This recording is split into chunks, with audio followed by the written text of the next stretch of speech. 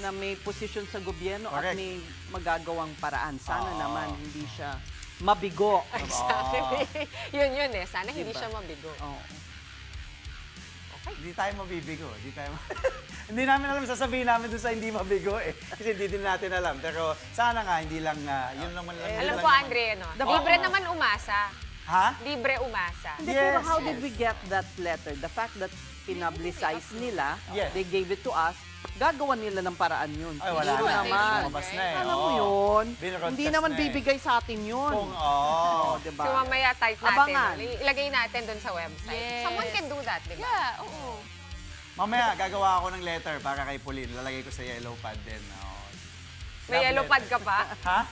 Circa 2000 something. Ako meron pa nga yung red, white. Hindi, red bili ko and- siya sa Ah, bahay. siya. Meron. Oo. Hindi, classic Bili ka na. Meron yung different size. Alam mo sa school, Paano ba size 1, hanap? size 2, size 3. One One yeah, fourth, remember size the two. love letter? Oo. They would give you love letters? Black or blue pen oo. only. Until now. In fairness naman kay Narinig ano. niyo? Mahaba?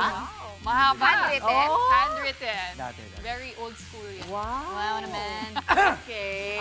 Keyword is old. Pwede nyo na ituloy yung show nyo ito na. before pa may Hindi, nandun ka na. May 15 seconds pa bago mag-33. But thank you once again. Happy weekend to Cez, to Sean, and to Pauline on our show, on Cheska and our show. We've got updates. This is actually big. It made headlines. QMB, Quinton Meliora Brown, and his bid to play for Gilas Pilipinas. Plus, we also have the latest from the FIBA Asia Cup.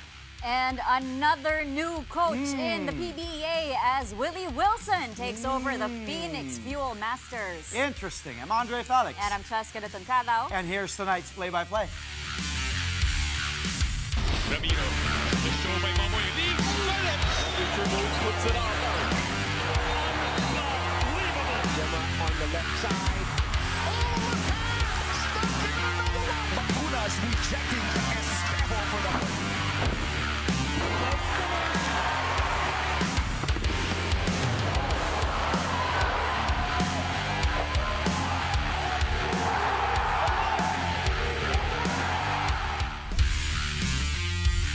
Okay, for Gilas Pilipinas fans, big question is Quinton Meliora Brown actually eligible to play for Gilas as a local? Question mark. Big question mark. Well, the SBP, or Samahang Basketball ng Pilipinas, says it has not received that confirmation from FIBA just yet. This statement comes after reports claim that FIBA has changed QMB status from naturalized to local.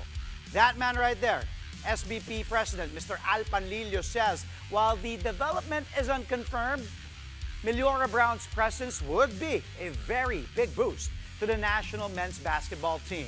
Gilas head coach Tim Cohn is also excited, going as far as saying that QMB will certainly be part of the lineup.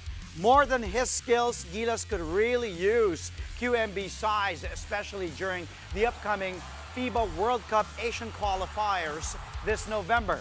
The Philippines will need to give its front court a boost as it competes in Group C alongside powerhouses Australia and New Zealand, as well as Guam.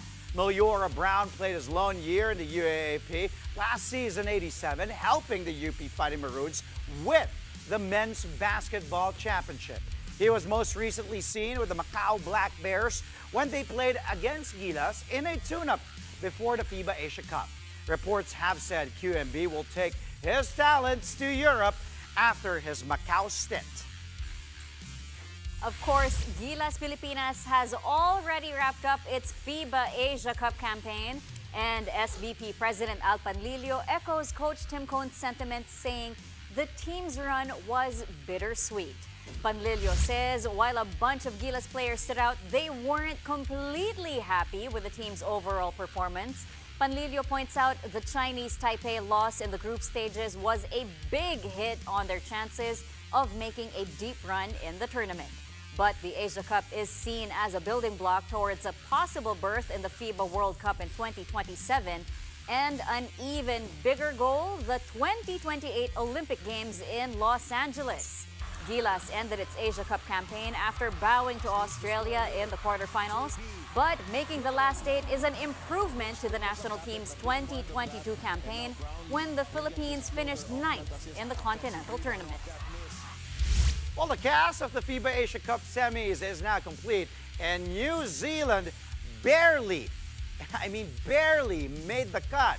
What a game that was. The Tall Blacks had to stage an epic comeback in the quarterfinals, battling from 22 points down to defeat Lebanon. This was a thriller. 90-86, great comeback from New Zealand, but they only shot just 26% from deep. But they made up for it by hitting 64% of their shots from the two-point range. The game was still tied at 75-all with under 3 minutes to go, when the Tall Blacks then went on a 10-3 run to secure the victory. Mojave King led New Zealand with 23 points. Max Darling also added 18 and 9 rebounds. Lebanon's Dedrich Lawson went off for a double-double of 24 points and 13 boards, but in a losing effort. New Zealand will next face China in the FIBA Asia semis. Team Dragon booked its spot after staving off South Korea in the quarterfinals 79-71. China pulled away in the third quarter, going up by as many as 18 points. The Koreans tried to catch up, but never came closer than 6 points. Jin Chiu-hu powered China's second-half surge, culminating in 6 straight buckets down the stretch. Hu showed out with a total of 23 points and 11 rebounds. Junji Wang provided additional firepower with 21 markers and 8 boards. Lee Hun-jung paced South Korea with 22 points in a losing cause. China is set to make its 10th semis appearance in the Asia Cup, but this will be its first time back in 10 years. Ooh, well, in case you're wondering, the FIBA Asia Cup semis will tip off this weekend. China and New Zealand will get things going tomorrow at 7 p.m. Philippine time. Team Dragon looking to keep its bid for a record 17th gold medal alive against the Tall Blacks for eyeing a better finish from their bronze last 2022. The second semis will feature Australia and Iran, and that game will tip off midnight on Sunday. The Boomers are going for their third straight Asia Cup title, while the Iranians are hoping to reclaim the crown when they last won back in 2013. That was held here in Manila. Meantime, in the PBA, the Phoenix Fuel Masters didn't need to look far to find their new head coach. After the break, find out who will call the shots for the team in the PBA's golden season. That and more coming your way only here on Play by Play. Stay tuned.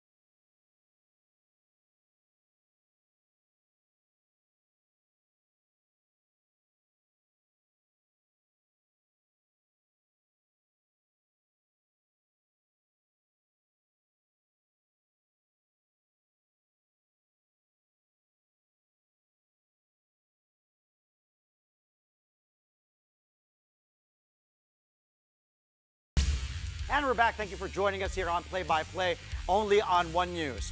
Another milestone for two-time World Pool champion Carlo Biado. Biado just became the 6th Filipino elected to the prestigious Billiard Congress of America Hall of Fame. Biado earned 91% of votes from the selection committee. Just last month, Biado became the first Filipino to win the World Pool Championship twice after beating Peter Gorst in the final. The BCA also recognized Biado's consistent success over the years, which includes winning 2015 and 2024 World 10-Ball Championship, the 2017 World 9-Ball Championship, and of course, the 2021 U.S. Open. Biado's official induction will take place on November 22 in St. Augustine, Florida. He follows the footsteps of Pinoy pool legends Efren Batares, Django Bustamante, Amang Parica, Alex Pagulayan, and Dennis Orcolio. Meantime, rising volleyball star Justine Hazareno is taking her game to the next level with her sights set on helping Gilas Pilipinas women make history. Hazareno is extra motivated after being named Best Libero in the second leg of the Southeast Asian Volleyball League. The former De La Salle standout credited veteran libero Don Catindig for her guidance and positive influence. This helped Hazareno shine in Gilas women's second straight bronze medal finish in the regional meet. With the CV League campaign in the books, Hazareno and Gilas women now turn their attention to the Southeast Asian Games in Thailand this December. The team hopes to win the country's first medal in women's volleyball since 2005. Super happy lang ako kasi syempre lahat naman nag-work hard and yun nga, lagi ko lang sinasabi na hard work pays off. Hindi ako titigil. Even if nakuha ko na yun, I'll do more. I'll be better. Sobrang naiiyak talaga ako yun, pero pinigilan ko kasi nahihiya talaga ako yun na makita nila yung reaction ko na umiiyak. Pero yun, super happy. We have to always stick to the system, always go back to the system kasi yun naman lagi yung pinanghuhugutan namin to be better and to improve more para mapatunayan namin na we are getting better and stronger. More on ano siya, naging role model ko si ate doon. More on naging mentor ko siya, na tinutulungan niya ako. Even if meron siyang mga responsibility na ginagawa for herself para matulungan yung team, naging ano ko siya, naging anchor ko siya. Yan, naging ate talaga siya for me. Added motivation and inspiration yung mga nakuha namin na experience dito sa CV League and alam namin na mas magiging strong kami. From one volleyball standout to another, what's next for Jaja Santiago after finally achieving her dream of winning a title in Japan? Santiago joined starting lineup to talk about her latest championship run as well as her plans moving forward. Watch this.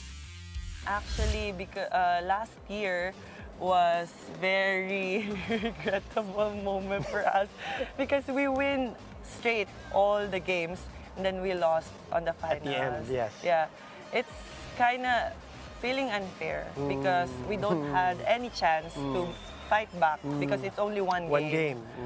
But this time, like on our semifinals, it was best of 3 also. We lost first. Yes. But And you won. my team was like, no, we're not gonna let this Happen again. happen Yeah. again. And we were like, we don't wanna finish this season na we have the regret na sana, you know. Yeah. So everyone is like, you can see on the practice that they're really on fire. They're really like talking, sharing their thoughts, what we can do on the game. And then on the finals, we set the goal na we have to intimidate them. Especially they're composed by young players also. Sato is still young. They have veteran, but most of them are young. So, we inunahan nyo. Yes, yeah, like we have to start strong, Right. which is I think naging maganda because well, the second game was like they're trying to like, no, we're not gonna give you Yeah, easy you were determined. Yeah. But we're like, no, we have to go, on our goal. We Yes, have to start this one stronger and finish stronger. Yeah. It's on us now. Yeah. So Why were you so emotional at the end when you won? It's What my were- last year. Yeah, that was it. It was that, last year, and after 7 years Yes. playing in Japan, kumbaga na-achieve ko yung gusto ko talaga ma-achieve, which is the championship.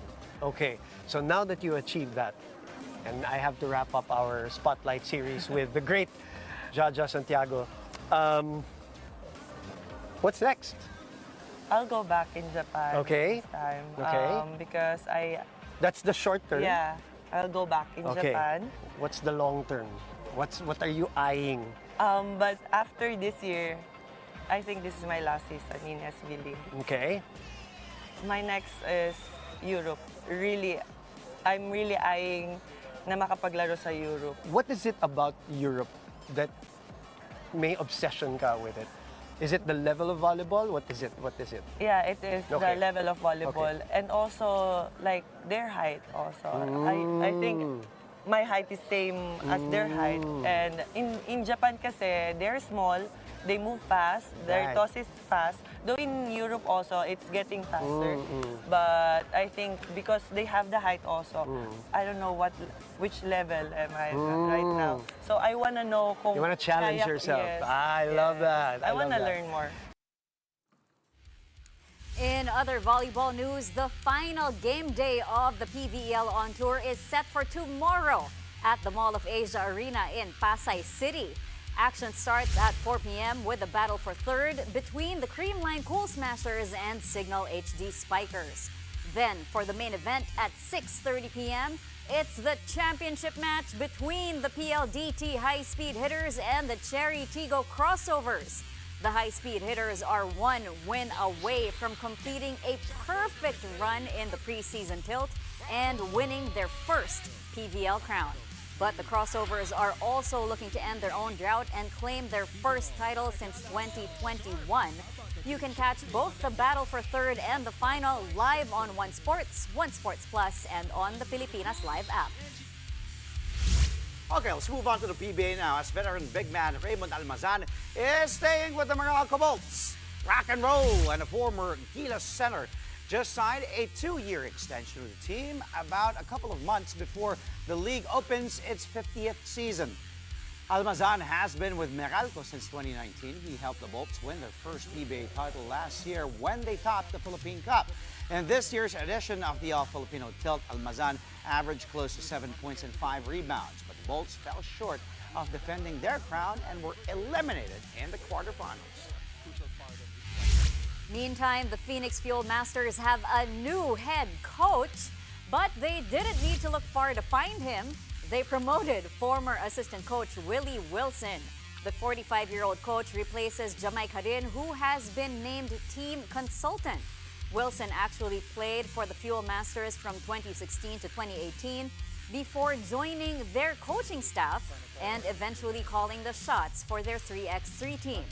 In a statement, the Fuel Masters say they believe Coach Wilson is a good fit for the team and that his experience both on the hard court and on the sidelines will help get the best out of the squad in the coming season.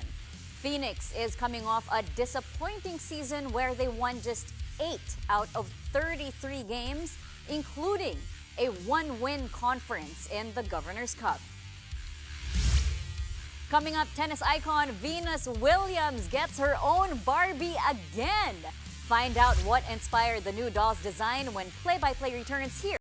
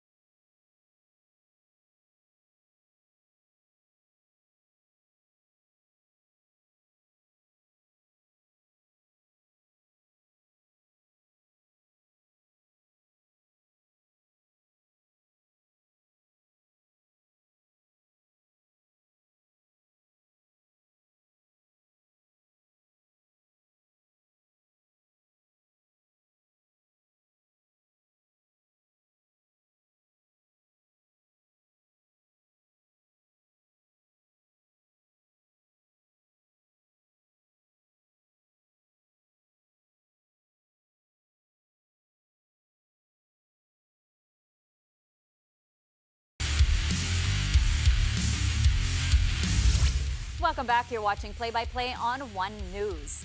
NBA legend Pat Riley is getting his own statue from the Los Angeles Lakers. The statue will stand outside the team's home, the Crypto.com Arena, alongside the statues of other Laker legends. The Lakers say Riley's statue will be unveiled February 23, Philippine time. Riley is known these days as the longtime team president of the Miami Heat, but long before that, he was the head coach of the Lakers from 1981 to 1990.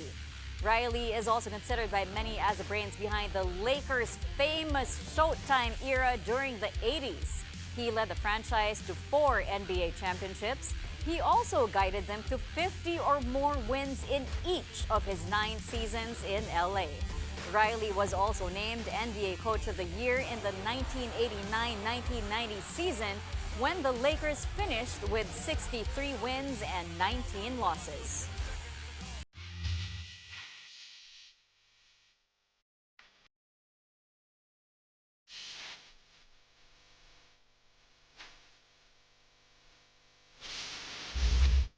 Happy Friday, folks! Time for the highlight reel. We've already seen top plays from the Gilas Pilipinas Australia game in the FIBA Asia Cup. Now it's time to find out and see some highlights from the other quarterfinal games. We've got you covered. Unahin na natin, New Zealand, Lebanon. Live Darwich here. No go. Put back still no go by Kayat. And then rebound. Kayat does not give up. And then the slam by Dedrick Lawson there. Great hustle. Thanks to Yusef Kayat. Of course, mag-isa na lang doon si Dedrick Lawson. By the way, Lawson in this game had 4.7 rebounds. He was really massive and an internal presence. And by the way, si Kayat pala yun, yung 4.7 rebounds, si Lawson, team high, 24 points along with 13 rebounds, double-double for the big man, a steal and a block. He was just all over. Malaking bagay si Lawson para sa Lebanon. This was, what a game, what a comeback by the New Zealand All Blacks. Woo! Okay, same game. Punta tayo sa New Zealand. Yan ang anong habol nila. Off the rebound. Okay, last 80 seconds of the game. Davison goes all the way. And look at the athleticism against 1, 2, 3 red shirts. And look at Davison. Says, woo! What a tournament for him. Ganda na nilalaro ni Davison here in the FIBA Asia Cup. Tinan mo, nilampasan yung unang defender. Tuloy-tuloy. Carlin Davison against 2 defenders. Sumabay pa kayo. Yeah, let's go, mate. What a slam. And look at that excitement. Being down 22. Imagine that. Davison, by the way, big game. 9.6 rebounds, 5 assists, and also 4 steals and a block. All around. So si Carlin Davison, solid performance on both ends of the floor too. And New Zealand eliminating Lebanon here. 90-86 to advance to the semis. But this will be a good one as well because New Zealand will have to play powerhouse China tomorrow at 7 p.m. That will be a good clash between New Zealand and China, again at 7 p.m. tomorrow. Okay, speaking of China, let's go to their game against South Korea. Here's Jong Sung-woo off the pick, drives, and then the lob to Ha Young-gi. And look at Ha going up high there. Good pick and roll. Medyo naipit lang, but then gets it, perfect timing, and then slams it home there for Ha. Gets a defender out of the picture. Jong, by the way, finishing with 8 points, 2 assists. Ha Young-gi had 15 points, 9 rebounds, including 6 offensive. Ha also had 2 steals, 2 blocks. He was just filling out the stat sheet in this game against South Korea. This was also a very good game. Okay, let's go naman to Chinese side. Tapos South Korea. Okay, Chinese side tayo. Late 40 seconds to go. To Sanning Liao. Step you back! Sliding his defender. Ooh, what a play by Liao. Tingnan mo ha. This is 22. Whoop! Napaslide siya eh. That was a great mechanics. Step back. Look at this. Bang, separation. 30 seconds to go.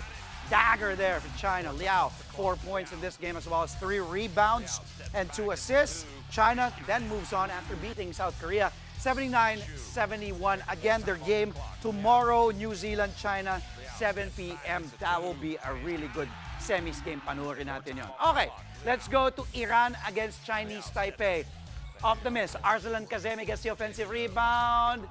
Bato sa labas, and then the attack. Woo! Amini was just a monster in this game.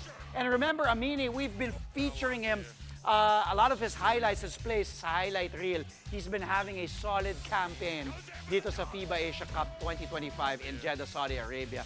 Amini, bright, kumbaga, isa sa mga vital cogs to ng Iran moving forward, especially if they want to go deeper in this tournament. They're in the semis, but big game again for him. 30 points, 11 rebounds, 3 assists for Amini. And also, Iran rises here from 21 points down. They were also down here. So, ganda din ng habol nila like New Zealand. Okay, Chinese Taipei, 78-75 ang final score. Iran now will move ang game nila against Australia. Sunday, midnight. That will be another good one. Iran and Australia. Alam naman natin, Australia has been the kings of FIBA Asia Cup. But Iran, they were champions when it was held here back in 2013. That will be a good matchup in the semis as well. Pero mauuna nga yung China, New Zealand bukas. Tas midnight naman, Iran and Australia. That will be 2 great semis games. Happy Friday. Enjoy the weekend. But, bago nun, sasabihin ko. And before we go, Venus Williams is getting the Barbie treatment once again. The tennis legend and pay equity champion is the latest figure in Barbie's inspiring women collection, with a new doll set to be released Friday in the US. The doll features Williams in the iconic all-white outfit she wore when she won in Wimbledon 2007, complete with a green gem necklace, wristband, racket, and tennis ball. That win was the 5th of Venus's 7 Grand Slam titles and the first time a woman earned equal prize money as the men's champion at a top-level tournament. This new doll follows the Venus Barbie released in May 2024 as part of the brand's 65th anniversary, celebrating 9 trailblazing female athletes. Woo! New Barbie doll. I love it. What's your favorite? Anong favorite mo Barbie doll? Hindi ko na maalala. Ang dami. Oh my gosh. Si LeBron, alam ko may Barbie doll si Yeah, LeBron. LeBron also has his own Barbie. Pero mga bago na yun. Pero yung dati No, I talaga. mean way back. Yeah. Siyempre panahon. Grabe naman.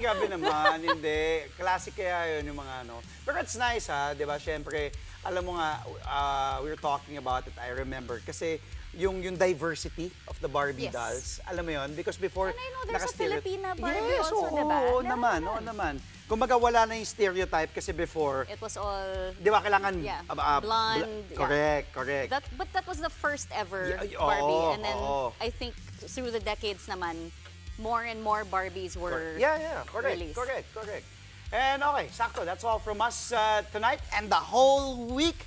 Hope you guys stay safe this weekend and catch us again Monday, 8:30 p.m. for a play-by-play of today's top sports stories. Play-by-play is on One News, that's Signal TV Channel 8 on SD and Channel 250 on HD. We are also available on Signal Play and Pilipinas Live. I'm Andre Felix. And I'm Cheska Liton-Calao. Thank you for watching. Happy weekend, everyone. Woo! Good night.